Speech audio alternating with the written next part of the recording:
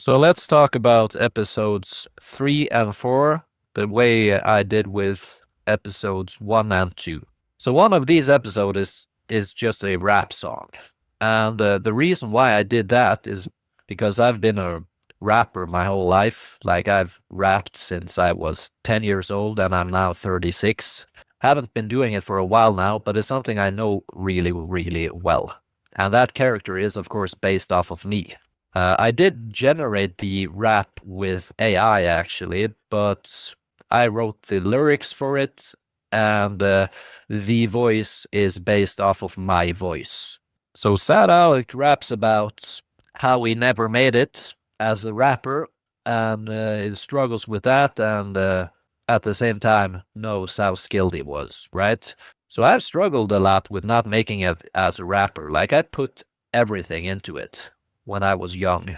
This was long before the AI days. This was like the old-fashioned way in the early 2000s and up to 2010 and after. I put so much energy into rap music, man. Like I had several bands and it never went anywhere. And I wouldn't say like that's the reason why I became an alcoholic. I've been sober for 11 years, by the way. Um, but it's one of those things that I drank on. So I think personally I was an alcoholic from the day I was born, essentially, and it just erupted when I was old enough to buy alcohol. But that character is heavily inspired by my own experiences. And I would sit every single night and drink and get shit-faced and listen to my old songs. So viewing this through the eyes of a character for an animated film series I'm working on, it's kind of funny in a way. Like I kind of laugh at it because I'm thinking, so Dork Boy is about the bigger picture and what really matters in life, right? Um, and we get stuck on these ideas like being a rapper or whatever. And I'm like, when I see it from the perspective of a character, I'm thinking to myself, man, that's so fucking stupid. Like spending all of that energy on something like that. But again, when you've spent all that energy on something like creating artwork and no one recognizes you for it, it really fucking hurts. Like it hurts bad, man. And that's some of the inspiration, like my experience with music and no one really paying attention to my music and me and me trying to make it perfect every single time before releasing something. That is one of the main reasons why I have not done that with Dork Boy. I just put stuff out and I don't give a fuck. And I think it will get better as we move along. That is one of the main reasons that's one of the things I've learned from creating stuff. Have fun with it, get your stuff out there, and haters are gonna hate. So Sad Alec is sad because he never made it as a musician. So what does it mean to make it? Well, in that context, I kind of thought like it would mean to make it to become a famous musician and to make a living off of making music, essentially. That's what he never did, but then he realizes, he has this revelation through Dork Boy, that he actually did make it, even though not make it as becoming famous or rich or anything, but he became the musician he always dreamt he could be. And that's true for me as well. Like I reached a point around, as I said, I'm 36 now, but when I was around 25 years old, actually when I stopped drinking, one of the first things I did was coming back to music and re-recording some of my old songs. And that same year, I came to a point where I was just like, man, this was before I had met my ex-wife. I thought, you know what? Now I'm a dope fucking rapper. Like now I'm a really good rapper. And people started noticing me and paying attention and wanting to make songs with me and stuff. And this was right before I met my ex-wife. And I remember I was out with a bunch of guys and we were doing a show. And they were all about getting drunk and smoking weed. And I was done with drinking. I didn't drink anymore. And I thought to myself, like, is this what I really want to spend my life doing? Is this what my life is going to be from now on? And I had come to a point where other musicians actually respected me. And I thought to myself, no, man, fuck it. I'm done with rap. I'm done with chase. Excuse my cough. I'm done with chasing this shit. Like it was supposed to be fun. It wasn't supposed to be like that. So I did. I kind of just bailed on rap music and started dating my ex-wife, which I do not regret, by the way. But that's the inspiration for Sad Alec's revelation of he did make it. At some point, you have to say enough is enough, essentially. So alcoholism is a heavy topic for a light-hearted, almost cartoon or comedy series, animated comedy series. But I think kind of that is what makes it cool as well. It's almost made for children, but not really made for children. And I think when we have tools like AI that open up filmmaking to more people, it's important that the ideas are more original. Like some high-end fucking Hollywood studio would never let me do this because they would say, nah, Dork Boy is for children. I'm pretty sure of it. They would say, nope, Dork Boy is a kids program, so we can't have stuff like that. Which is why I allow Dork Boy and the characters in that universe to say fuck and shit and all of that as well.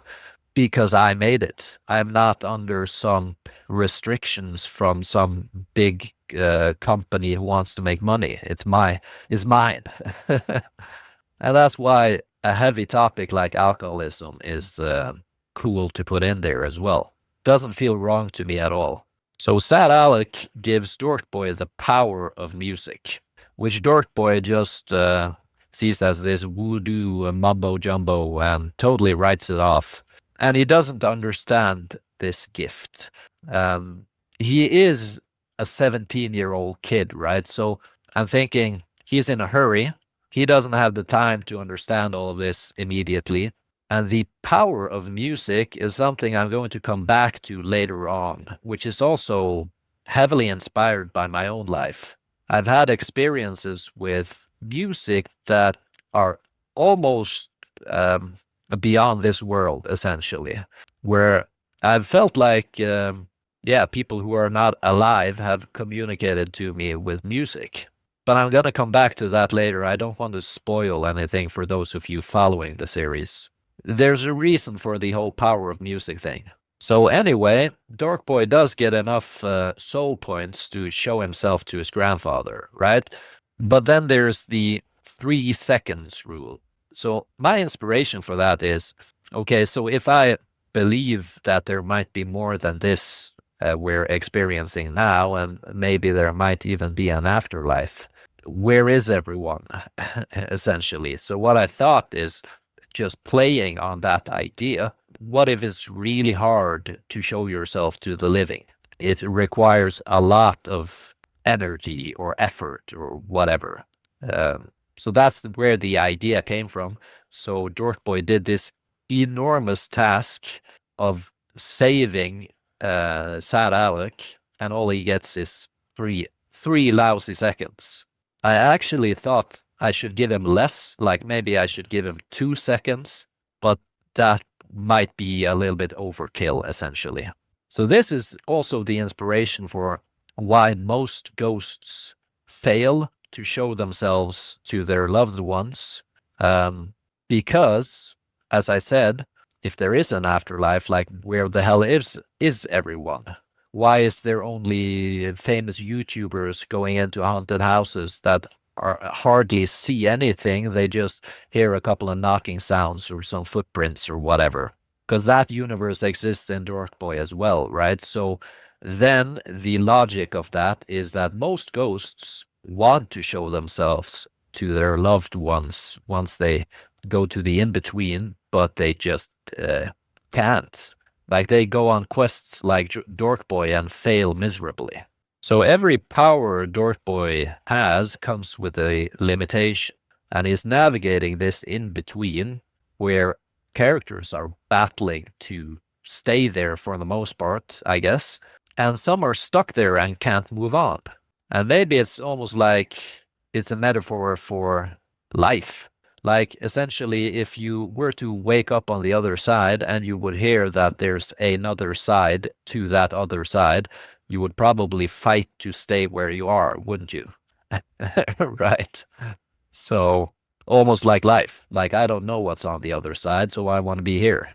So Dork Boy's battle with being seen by his grandfather and Sad Alec's finding peace through music, there's almost this like duality there, where finding peace is about self-acceptance and not being seen by others. Now, there's a lot of those small things that I never see before I've done it, like before I've created the script for an episode and created the actual episode itself. Then all of a sudden I see many of these themes appear that I never ever thought about. But it's interesting because I'm using AI, which is trained on finding stuff through noise, right? So it creates based off of a noise, which is essentially an enormous training data. And that's, when I think about it, that's almost like how my brain works, because a lot of this stuff is just noise in my brain, and then I create it, and later on I look at it and I see all of these themes appearing, and I'm thinking to myself like, shit, AI is artificial intelligence, but actual intelligence kind of works the same way. And it's even more beautiful when it comes from within. So I'm still finding stuff that I never thought about. So I'm not gonna spoil too much of what's coming in the next episodes. What I will tell you though is I know a couple of them, but I do not know the whole story. It just appears and it comes out of nowhere. Like yesterday, I did this other interview with myself about the first couple of episodes. And now I did this second interview with myself with AI generated questions. And some of them are kind of stupid while others actually make sense. But my point being, yesterday I all of a sudden came up with one of my episodes based off of doing an interview with myself about Dork Boy. Then it all made sense and everything clicked together. So I have no idea where this is going. But I will tell you this: it is from me and from somewhere inside me that I don't have fully control over, and everything is based off of me and my experiences at the same time as not being. That's the beauty of fictionalism. That's one of those things that I've fallen in love with once I started making stories like these, creating scripts with characters, is I can tell whatever the hell story I want, essentially. And it can be a little bit of me, it can be a little bit of a person I met 5 or 10 years ago, it can be a little bit of someone I see in the news, it can be a concept, it can be anything, because that's the power of fictionalism. It doesn't need to make sense, which is one of the things I like about this that I never liked about rap music. As I said, I went pretty hard with that rapping stuff. And at some point, or many points, I thought to myself, you know what, but I want to create stories. I don't want to do this shit. Being real all of all of the time. It's kind of the opposite of what I'm doing now. Now it's not about being real. It's about telling a story. Well, when I was a rapper, then you shouldn't play any games and you should be da da da da da. You know what I mean? Now I just create. That's it. And I wanted to be a filmmaker long before I wanted to be a rapper or a musician. So this dream of making my own films has been there since I started watching TV when I went to kindergarten. So yeah, that's it for today, folks. I hope you're all having a splendid day, and I'll catch you guys on the next one. See ya.